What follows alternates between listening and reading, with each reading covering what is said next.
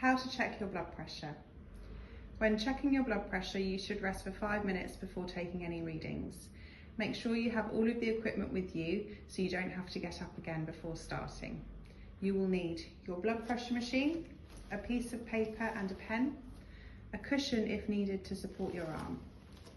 You should adopt the position shown here with your feet flat on the floor, your arm supported on a desk, arm of a chair or cushion, and your upper arm in line with your heart.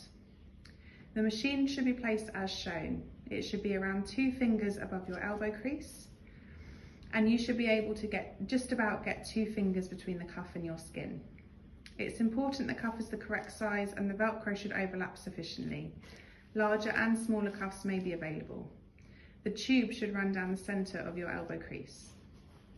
Start the machine as directed by the manufacturer instructions and make a note of the reading once complete. You should repeat this step 2 more times. The lower of these 3 readings should be recorded on your blood pressure diary. When completing a blood pressure diary, this process should be repeated every morning and evening for 7 days.